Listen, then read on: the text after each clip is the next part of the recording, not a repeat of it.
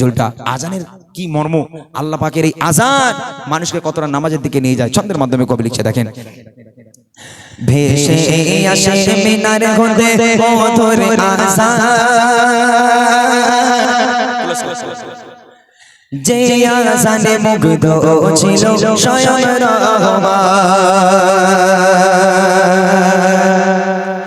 ভেসে আসে মিনার হতে মধুর আজান, যে আজানে মুগ্ধ ছিল স্বয়ং রহমান। ভেসে আসে মিনার হতে মধুর আজান, যে আজানে মুগ্ধ ছিল স্বয়ং রহমান। যার সুরে ছিল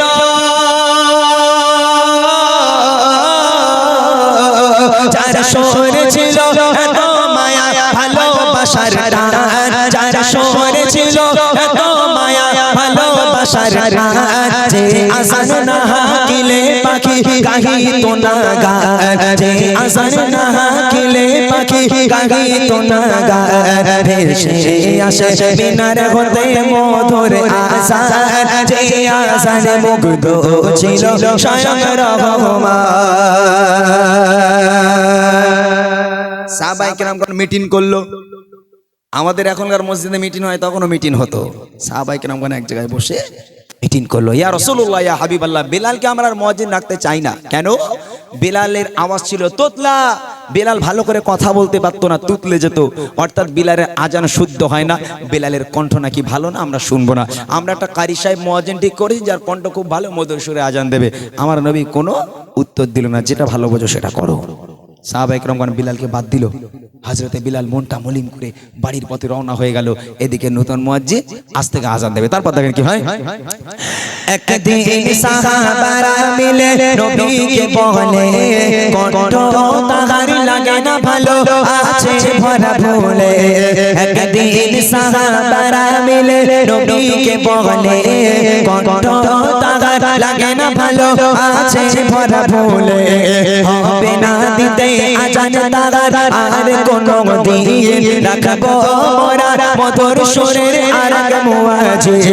এই কথা শুনে গো, এই কথা শুনে কেঁদে কেঁদে বেলাল পেরেশান। এই কথা শুনে কেঁদে কেঁদে বেলাল পেরেশান। লাগে না কেন ভালো আমার কণ্ঠের আহ্বান, লাগে না কেন ভালো আমার কণ্ঠের আহ্বান। ভেসে আসে মিনার হতে মধুর আজান, যে আজানে মুগ্ধ ছিল স্বয়ং রহমান। ফজরের ওয়াক্ত হয়ে গেল। বেলাল বাড়ি বসে বসে কাঁদে, আর নতুন মুয়াজ্জিন মসজিদে এলো, ফজরের আজান দেবে। প্রথমবার আজান হবে মসজিদে, নতুন মুয়াজ্জিন নাকি মধুর সুরে আজান দেবে, কণ্ঠ খুব ভালো।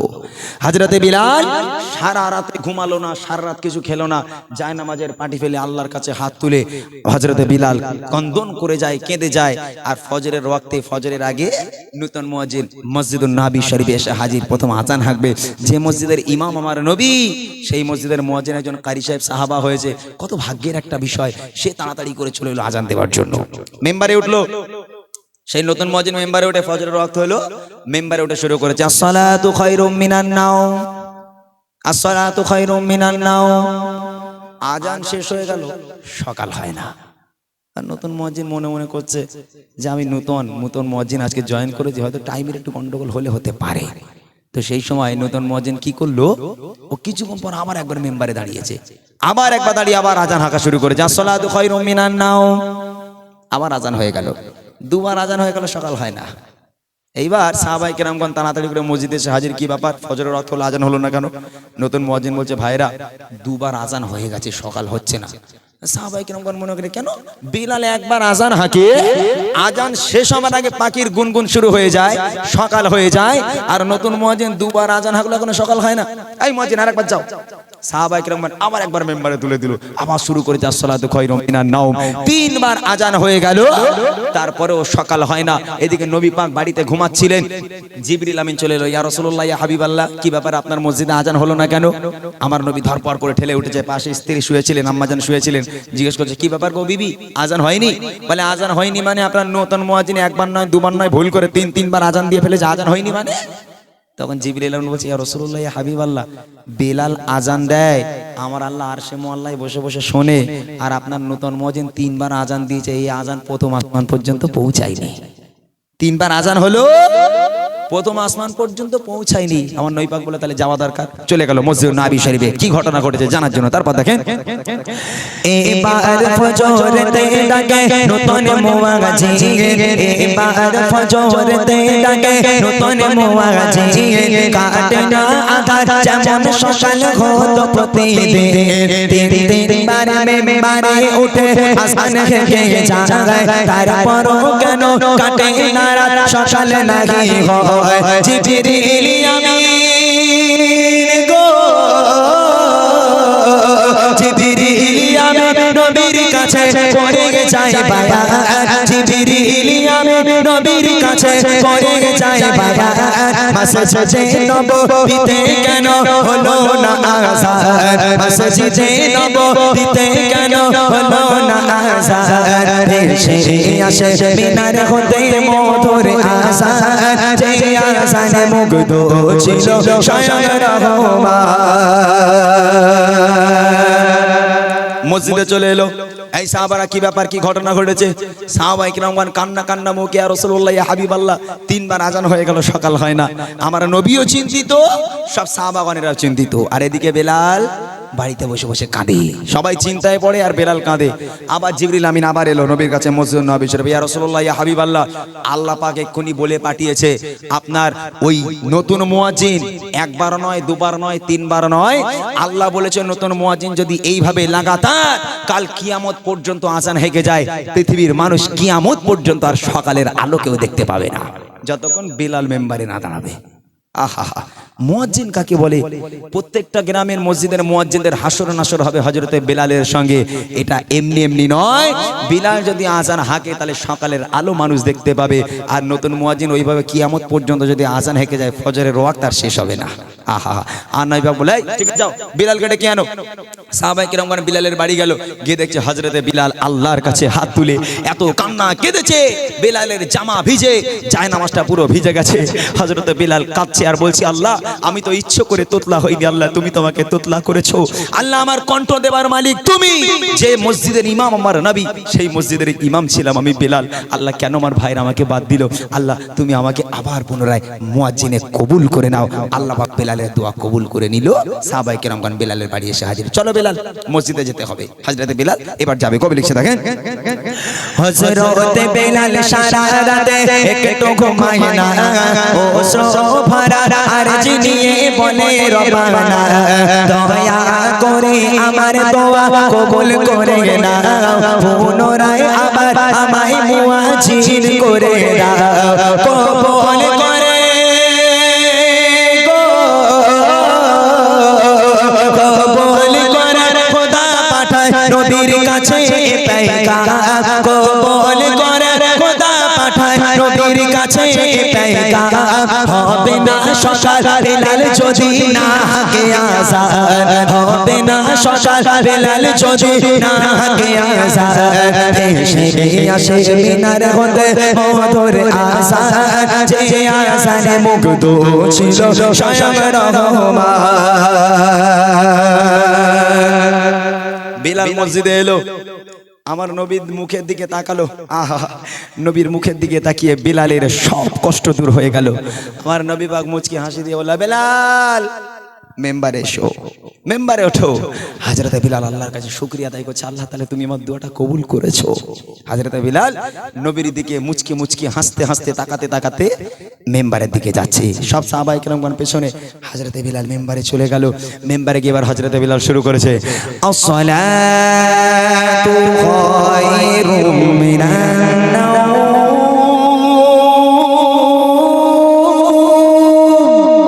ঘুম থেকে নামাজ উঠতো।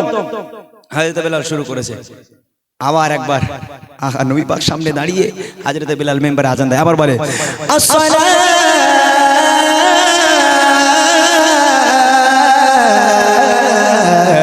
খায়রুম মিনান নাওম, আসসালাতু খায়রুম মিনান নাওম শেষ না করতে করতে আল্লাহ পাক অন্ধকারকে দূর করে দিয়ে সূর্যের আলোকে আল্লাহ পাক উদয় করে দিয়ে সারা দুনিয়াটা আলোয় আলোকিত করে দিল। আরেকবার জোরে বলুন না সুবহানাল্লাহ। আহা, আজান কাকে বলে? রাগ করবেন না, একটা কথা বলতে বাধ্য হচ্ছি। আপনাদের এলাকার কথা বলি না, যারা আমাদের রায়গাছির দিকে যান তারা জানেন আমাদের ওখানে অনেকগুলো মসজিদ, বুঝলেন। আর মসজিদের মুয়াজ্জিন সাহেব, মুয়াজ্জিন কেউ নেই। একটা ছেলেকে যদি বলে মুয়াজ্জিন করো, বলে পারবো না। যাদের দাঁত ফাত নেই, একদম বুড়ো, মানে তাদের কিচ্ছু নেই, আর তারা ভালো করে আজান দিতে পারবে না, তাদেরকে মুয়াজ্জিন রেখেছে। আজান অতটা সোজা জিনিস নয়। হযরতে বিলাল আজান না হাঁকলে সকাল হয় না, আর সেই বিলালের জায়গায় তুমি আজান দেবে। অনেক জায়গায় বলে, আমাদের ওখানে মসজিদে ভোরবেলা করে বাড়ি যাই প্রোগ্রাম সেরে, একটা মসজিদ আজান হচ্ছে, বলে আল্লাহু আকবার, আল্লাহু আকবার। ও কি বলে নিজেই জানে না। আহা, আজানকে নিয়ে কত রকম কি হচ্ছে। আবার রাত্রেবেলা ভোরের বেলা করে আবার অনেকে এরকম বলে আসসালাতু খায়রুন মিনান নাইম। আজানের কোয়ালিটি শয়তান বলছে, আল্লাহ আমার আর কাজ নেই, ও তো আমার থেকে বড় শয়তান। রাগ করবেন, আমি মুয়াজ্জিনদের ছোট করছি না, তবে যারা টাকার জন্য মুয়াজ্জিন রাখতে পারে না, ওই গ্রামের যে সমস্ত মানুষেরা মানে একেবারে বৃদ্ধ মানুষগুলো, যাদের কোনো সেন্স নেই, যারা একেবারে বৃদ্ধ হয়ে গেছে, যাদের আরবি জানে না, তাদেরকে দিচ্ছে চাচা তুমি আজান দাও। তারা কি করবে? এই আজানকে নিয়ে খেলা করা হচ্ছে। আল্লাহর আজান এমন একটা জিনিস, এই আজান যদি সুমধুর হয়, একটা সই করে যদি আজান দেওয়া হয়, তাহলে একটা যুবক নামাজের প্রতি আকৃষ্ট হবে। ওই আজান শুনে তার মনের মধ্যে নামাজের জন্য জায়গা তৈরি হবে। শেষ কথায় কবি লিখছে, ভালো করে শুনবেন। আদেশ করে দয়ার নবী ও সাহাবারা, বেলালকে ডেকে আনো তোমরা আবার দুবারা। যখনই বেলাল পুনরায় মিম্বারে দাঁড়ায়, তখনই আদান কেটে তখন সূর্য উঠে যায়। তাই বলি ইমরান,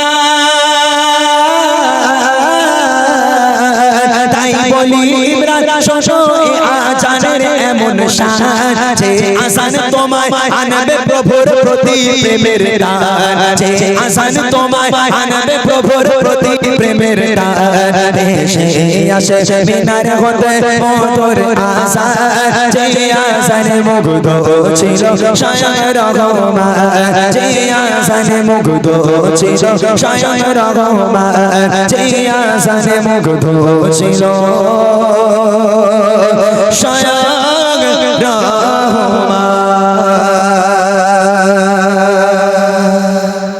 মাশাআল্লাহ। শুনলেন আরো একটি কালাম, হ্যাঁ অমরের ওইটা, হ্যাঁ হবে ইনশাল্লাহ। আর আমার ভাইরা কিছু কমিটির নাম দিয়ে